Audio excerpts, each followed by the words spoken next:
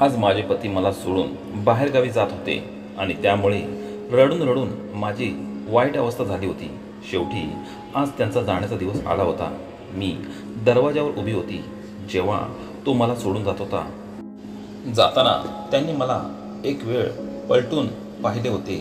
ते गेल्यानंतर माझ्या सासूने मला केसांना धरून ओढत रूममध्ये घेऊन आली आणि मला म्हणाली, तुला काय झाले?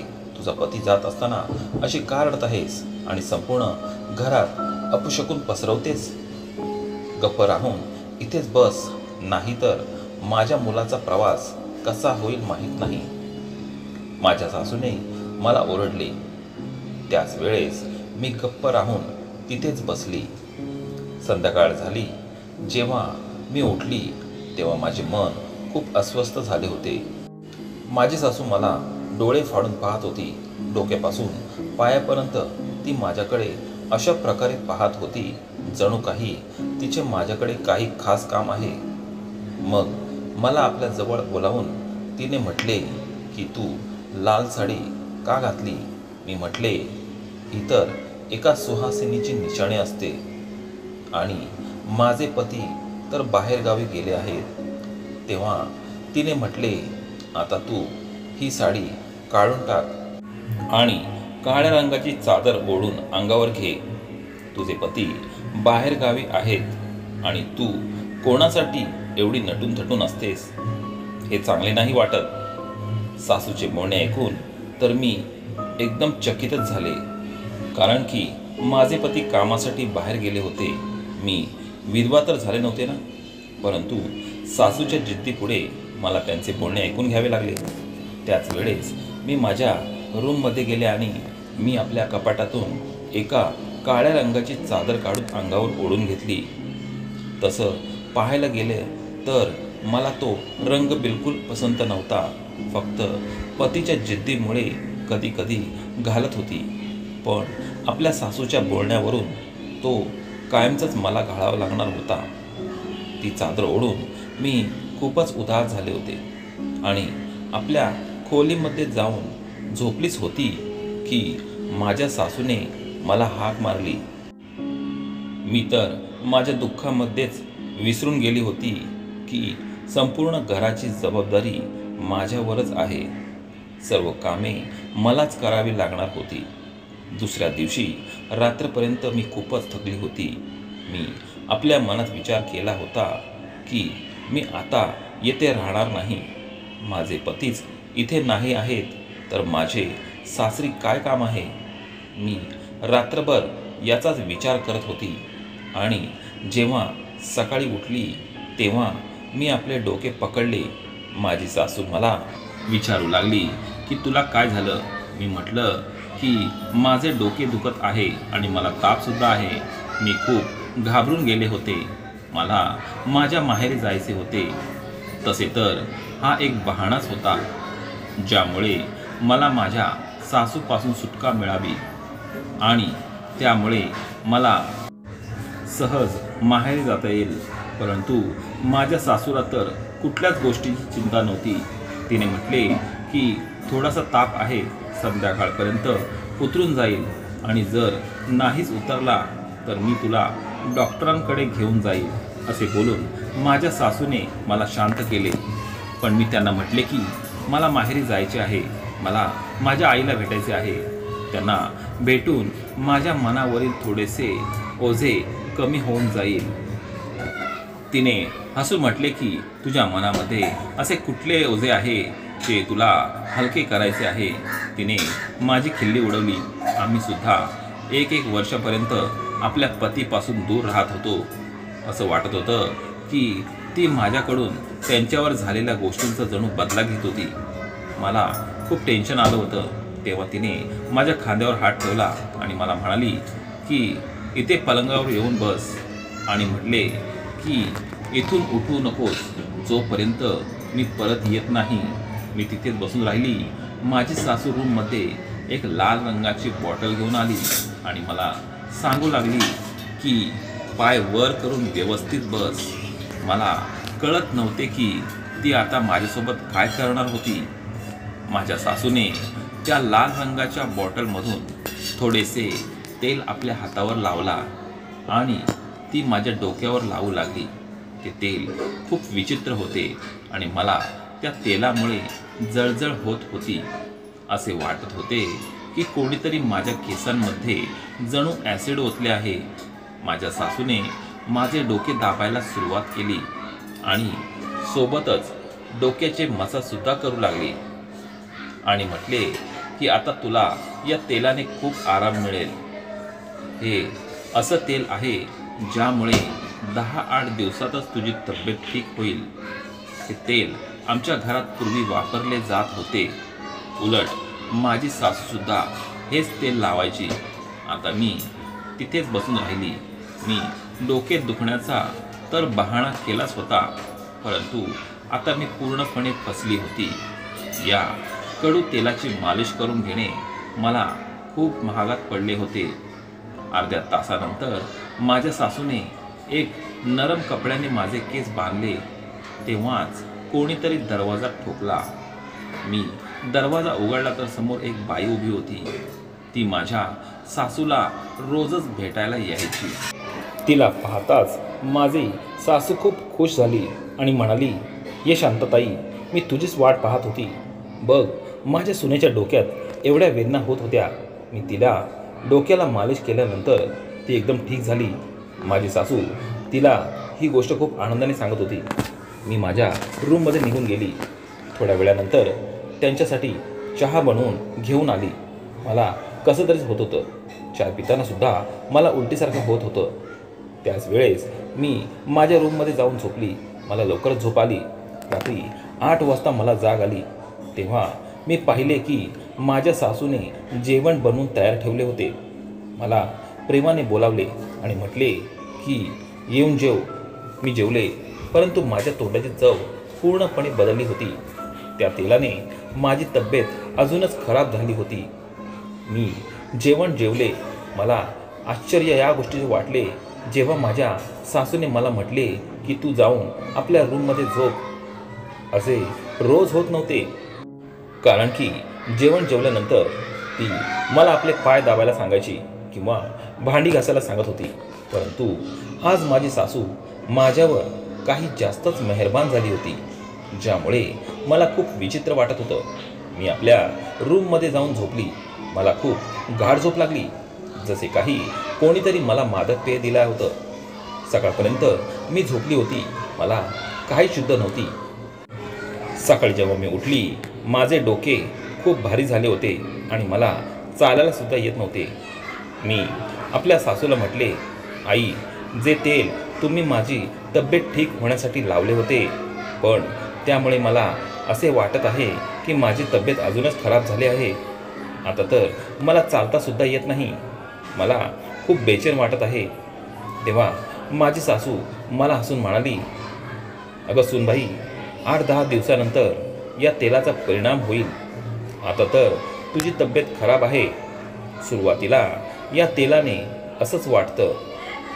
सासूचे बोलणे ऐकून मला बरे वाटले, परंतु मला खूप विचित्र वाटत होते. दुसऱ्या रात्री जेव्हा माझी तब्येत खराब झाली, तेव्हा मी विचार केला की या तेलाच्या मालिशपासून सुटका मिळवण्याचा एकच मार्ग आहे की आपल्या सासूची ती बॉटल कुठेतरी लपवून ठेवूया.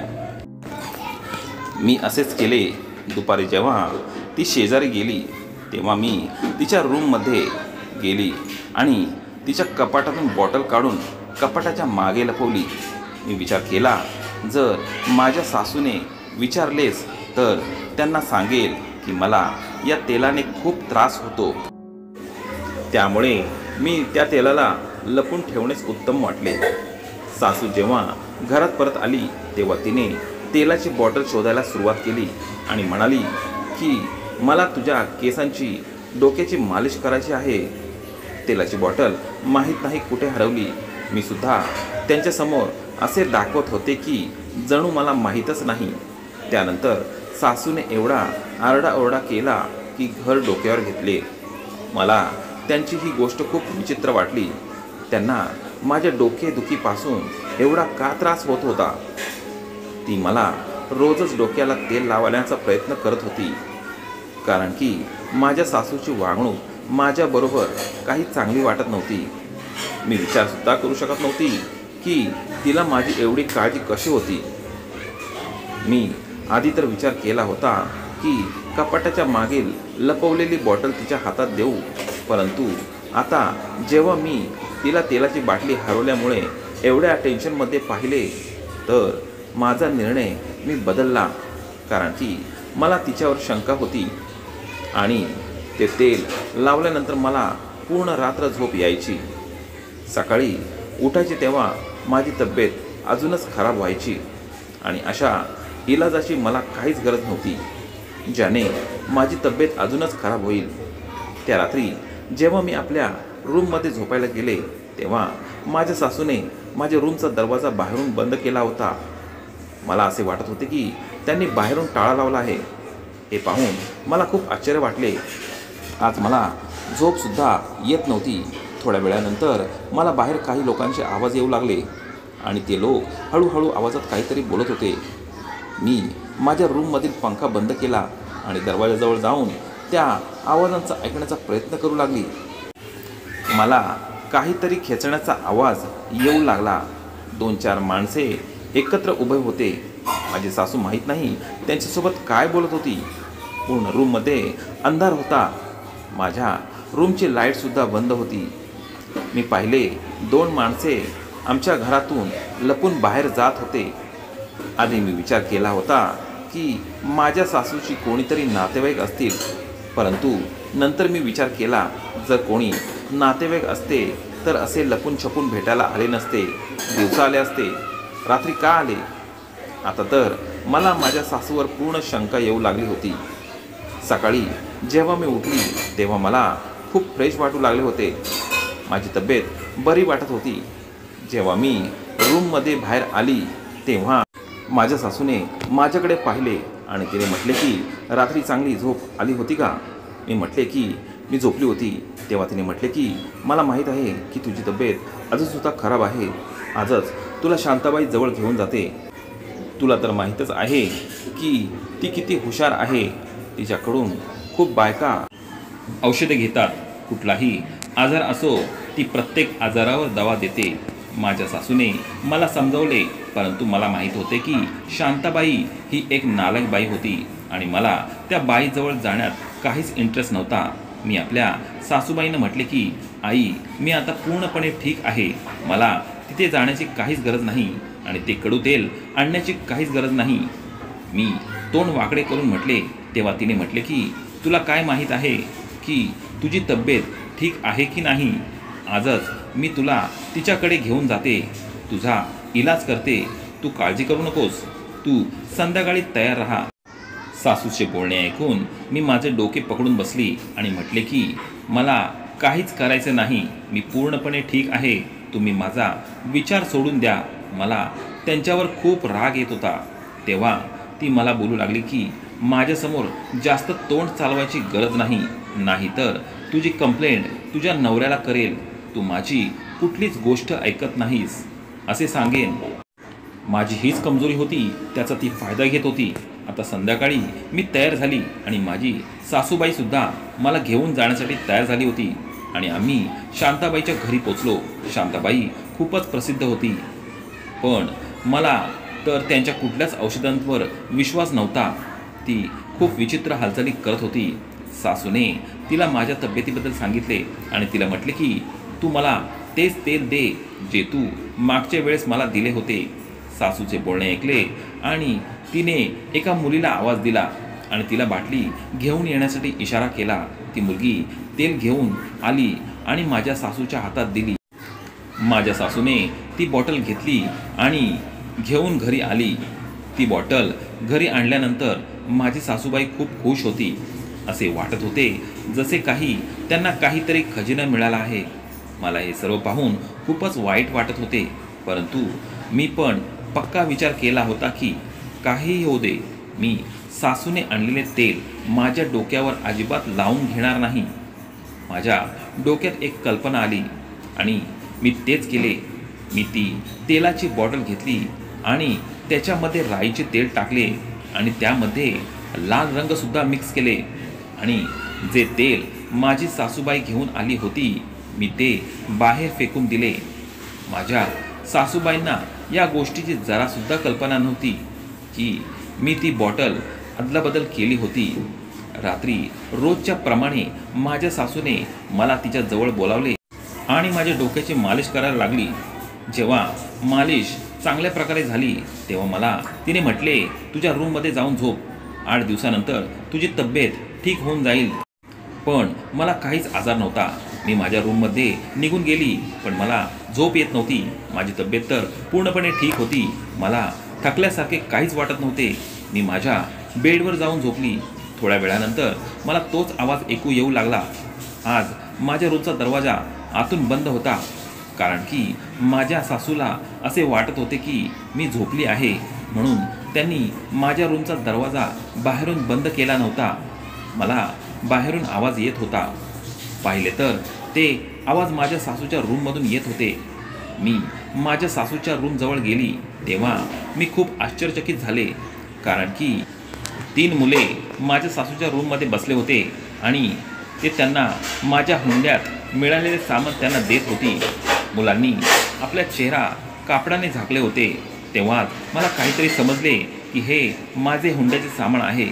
दरवाजा उघडून मी माझ्या सासूसमोर उभी राहिली.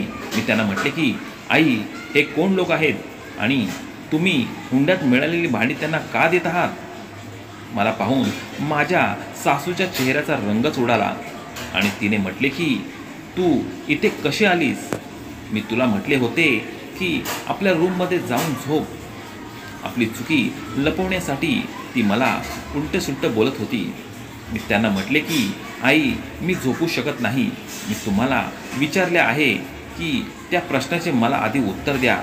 तिने म्हटले की तू कोण होतेस मला विचारणारी? ती उलट मलाच रागाने बोलत होती. माझी जी इच्छा असेल ते मी करेल. हे माझे घर आहे. मला सांगू नकोस काय करायचे आहे आणि काय नाही. ती माझ्यावर ओरडायला लागली. हे पाहून ती माणसे तेथून निघून गेली. मी खूप संतापले होते.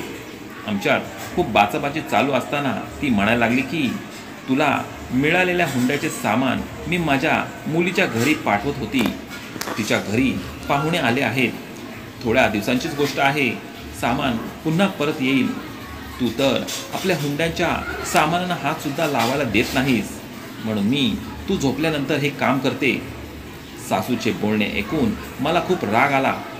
उलट असे काहीच नव्हते, कारण की मी त्यांना कुठल्याच गोष्टीसाठी नकार देत नव्हती. माहीत नाही, पण त्यांनी ही गोष्ट माझ्यापासून लपवून ठेवण्याचा प्रयत्न करू लागली. जेव्हा माझे आणि तिचे भांडण व्हायला लागले तेव्हा तिने मला धमकी दिली की मी तुला सोडणार नाही. तू माझ्या मुलाचं घर बर्बाद केलंस. मी आत्ताच त्याला फोन करून सांगते की रात्री तुला भेटण्यासाठी माणसे येतात. मला माहीत होतं की ती मला धमकी देत आहे आणि माझ्याकडून तिला काय हवं आहे. मला माहीत होतं की ती नेहमीप्रमाणे मला माझ्या पतीची धमकी देऊन मला मजबूर करत आहे. पण यावेळी मी तिच्या धमकीला अजिबात घाबरली नाही. मी तिला सरळ सांगितले की तुला जर माझ्या पतीला फोन करून सांगायचे असेल तर तू सांगू शकतेस. मला हुंड्यात मिळालेली कुठलीही वस्तू मी तुला घेऊ देणार नाही. माझे बोलणे ऐकून सासूला खूप राग आला आणि तिने मला धक्का दिला. मी दरवाजावर जाऊन आदळले आणि खाली पडले. माझ्या डोक्याला खूप मार लागला होता आणि त्यातून रक्तसुद्धा येत होते. तिने पाहिले पण ती रागाने बाहेर निघून गेली. मी तिथे आपले डोके पकडून खाली बसले. आता मला कळत नव्हते की पुढे काय होणार होते. आणि तिने तिच्या रूममध्ये जाऊन आपल्या मुलाला फोन लावला आणि अशा उलटसुलट गोष्टी सांगितल्या की मी बघतच राहिली. तिच्या बोलण्यात एवढं विष होतं की माझे पती तिच्या बोलण्यामध्ये आले.